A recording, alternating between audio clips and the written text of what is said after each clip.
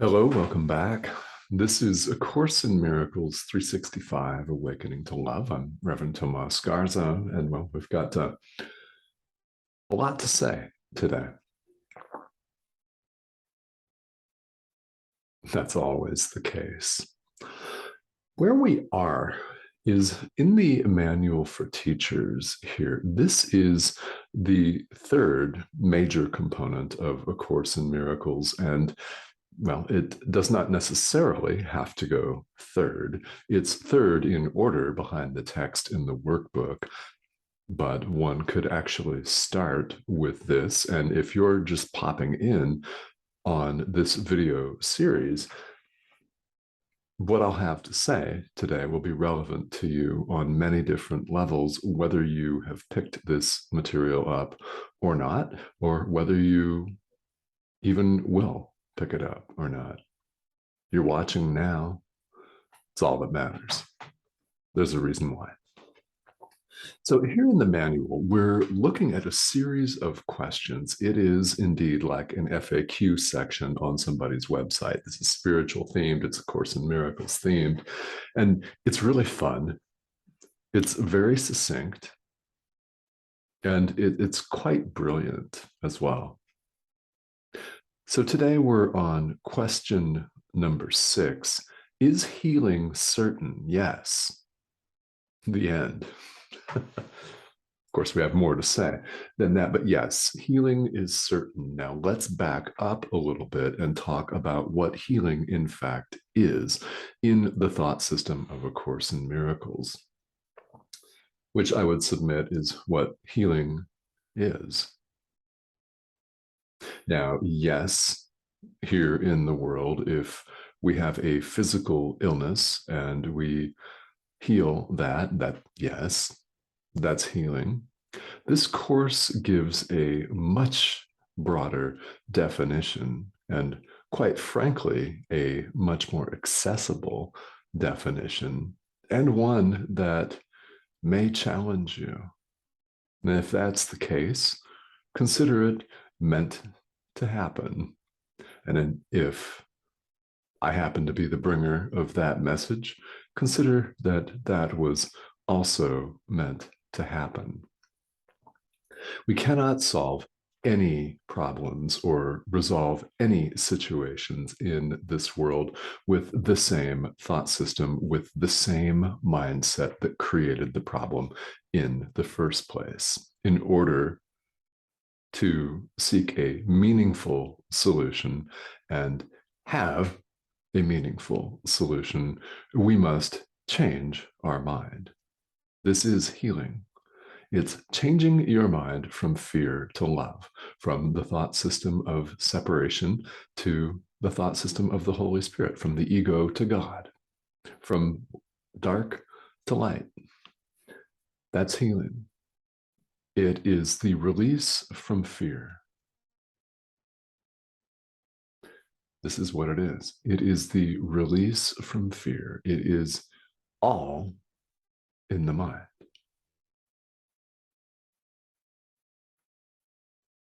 It's in the mind. And yes, it is certain. Always, always. So you might wonder, and Jesus elaborates on this situation, you might wonder, why don't we see immediate results? It's a great question. But if healing is of the mind, you might be wondering, how come we don't see healing right away? How come fearful stuff still comes up for us? How come we still are tempted to lash out at people? How come we're still tempted to spin and eat ourselves, lashing out at ourselves as unworthy, as completely blameworthy, as sinners, as scum, as incompetent? I don't know. What are you telling yourself today? Yeah. So why do we sometimes seem to experience a delay? Well, what happens is Healing is always certain. The gift of healing is always received. This is important. A gift, when truly given, is received. At the same time as the gift, it's part of giving. This does not mean that the recipient has to accept it, however. This accounts for what appears to be a delay in time between the gift and it manifesting itself, it showing up in some way. If the recipient would see the gift of healing as a threat, in other words, as an existential threat, then it will wait until it's no longer seen as a threat.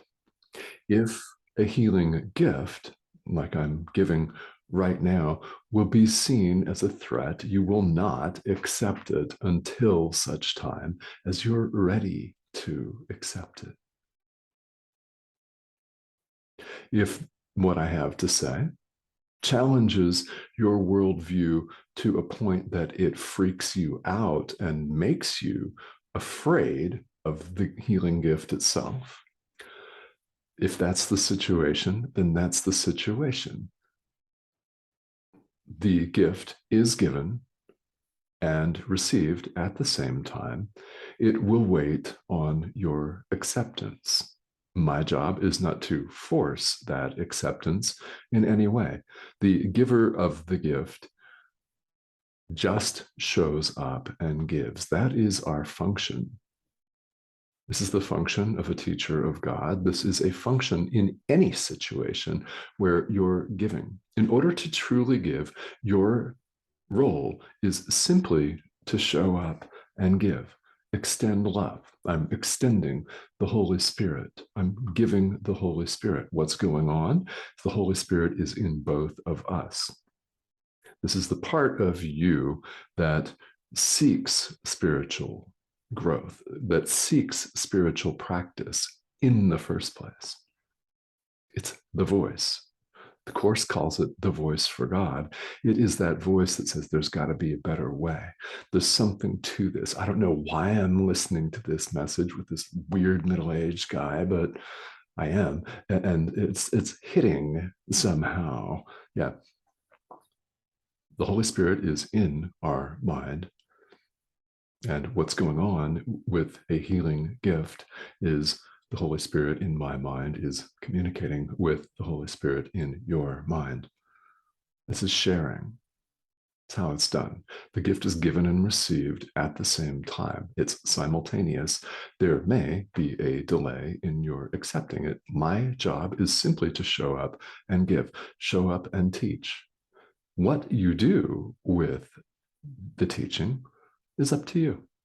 And you can bet, you can rest 100% assured that if this would be seen as an existential threat, then your acceptance of the gift will wait until you are ready. And how long will that be? I don't know. As the giver, I have no control over that. To be truly given, a gift must be given with no strings attached, not a one. Now, we see some crazy and painful and often really unfortunate examples of gifts with strings attached in the world. We've probably been on the receiving end of some gifts that weren't really gifts because somebody wanted to control our behavior with that. They wanted to control the outcome. And sometimes they even give something and try to take it back. What's up with that, right? So the world is rife with all kinds of examples of that. And true giving, the giver gives the gift, and that's it. That's my role as a teacher. That is your role when you extend love to someone else, when you extend forgiveness to someone else. You're simply giving the gift. It's up to the recipient who receives the gift immediately to accept it, and that may take time. It's not for us to get frustrated with someone's delay. It may be that the person that you give the gift to is involved in what I love to call an internal mental spin cycle where they constantly give way to the doubting voice inside them that tells them they're not good enough, that they're wrong, that they're not educated enough, that they're not capable, that they're not worthy. Oh, you are worthy. We all are worthy of this. We're all worthy of this love because it's who we are. The Holy Spirit, that internal voice in you, knows this. And what can happen is there can be a delay in the acceptance. So, as the person giving the gift of healing, it's not your job to have any say over when and how that gift is accepted by someone. It may take time for that, and that is what time is for. So, what happens then when you think about this person who clearly, and we can all point to multiple examples of people that have clearly not accepted a healing gift that we've given? We can tell just by looking at them, we can tell just by listening to them that it has not been accepted. Well, if they are afraid of accepting it, it's not going to happen until that fear is no longer there. And it's not your job to attempt to force that acceptance down their throat. It's not. If you find yourself having given the gift that has not been accepted, if you find yourself getting frustrated, this is a perfect opportunity to forgive, isn't it? The world, the entire world of all of our experience is an opportunity for awakening. It is. It's a series of forgiveness opportunities on a platter. I mean, really, a tremendous gift of opportunities for us to extend love, to awaken, to change our minds. Because what happens as you give the gift of healing, you're also healed in the process. One of the very famous lines from A Course in Miracles is, "To give and to receive are one in truth." So you always receive what you give. If someone gives you a gift, you always receive it. It's the same. And will you accept the gift? Someone is giving you a loving, healing gift right now. It's this image on your screen. Will you accept it? That I cannot control. And honestly, nor would I even want to. Talk about a lot of effort. I mean, we can all, I can think of multiple times in my life, in this lifetime, where I gave a gift and thought it was truly given, but it really wasn't, because I really had some investment in the outcome and wanted to peek in on somebody to see if they were doing what I wanted them to do. Yeah, right. And we can all point to examples where either we've done that or we've had that done to us, and most likely both, right? This is all about experience. And this course is, yes, there's some metaphysical theory to it, but it's highly practical. And again, I just want to emphasize, I cannot emphasize this enough, that the application, the moment to moment real, so-called real world, right? This illusory world application is where the action is. It's what you do with it. It is not enough to simply understand these teachings. Yes, to have some understanding is important, but it's in the application. It's in the practical application where the real learning takes place. Why? Because it's experiential.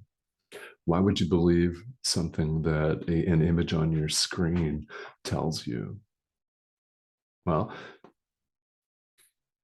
the Holy Spirit in you knows that it's true and will await your acceptance of this gift.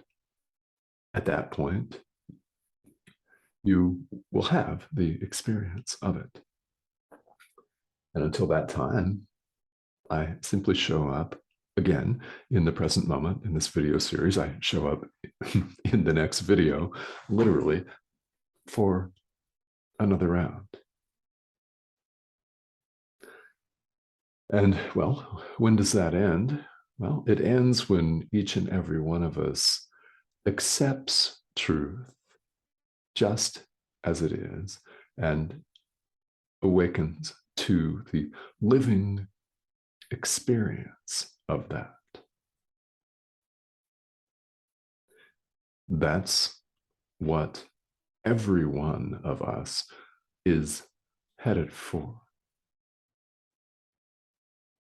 And we discover along the way that while we use language like path and practice and journey, we use this to communicate with one another, we don't really go anywhere. We are the answer we've been looking for.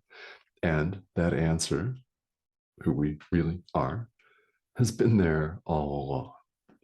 We're awakening to that truth.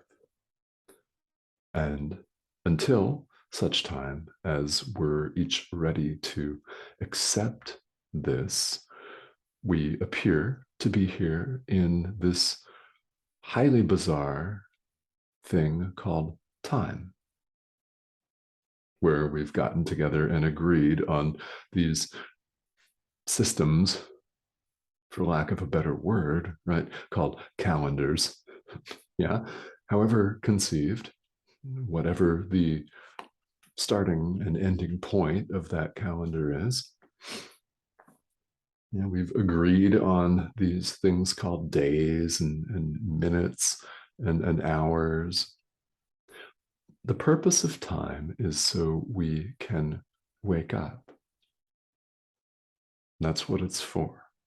So I invite you, especially if these ideas are threatening to you, to take your time. There is absolutely no need for you to rush into it. Yes, we'd all like to be as enlightened as Mother Teresa right now or yesterday, but man, give yourself some grace and some time, because that is what it is for. So I want to close with that message, and we'll keep going here in the manual because there's more tremendous, beautiful communication, beautiful messages are still to come. And I'm really honored and delighted to be able to bring some of these to you. So thank you for tuning in. And as always, for your practice and for even turning this on, even if you only watched 15 seconds of it, you heard exactly what you wanted to hear. And I trust that. So have a beautiful day. I'll see you next time.